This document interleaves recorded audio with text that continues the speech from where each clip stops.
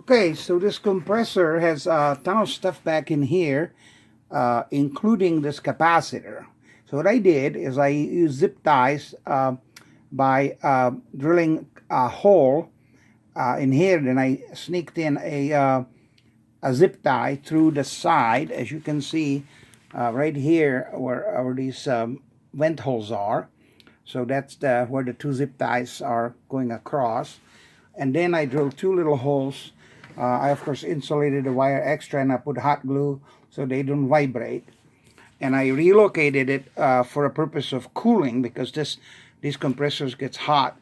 And then what I did is I also shared the ground and a hot wire from the switch, which is here on the top.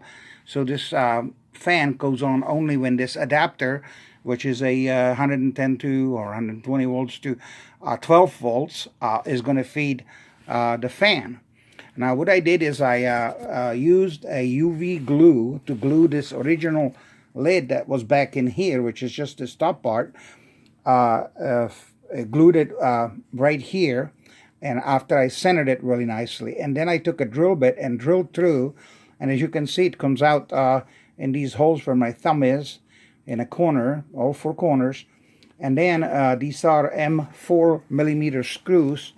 Let me bring you a little sample packaging over here. It's a M4 and 30 millimeter long. These happens to have a hex key on the other end, and then the bolt is going to go right through like that, and it's going to go right back into the original holes. And as you can see, I also zip tied everything.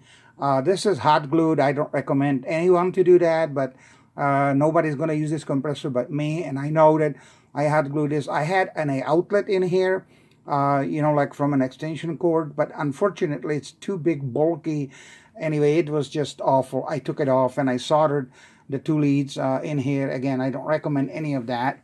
And then what I did is I also zip tied it through these vent holes, and then so I used two of them, one on the top, one on the bottom. Then I used one around, and then I also had to stabilize the two because they were fighting and slipping, because this plastic is slippery and it's not square, it's kind of a cone shape, so it was trying to get loose on me, but it's working, and I really don't care how it looks, mainly so it's safe, which is safe for me, and even if somebody comes and touches it, there's plenty of hot glue on all of those. The hot one is closer to this side anyway, so you know, as I said, it's not recommended, but that's what I did was this compressor.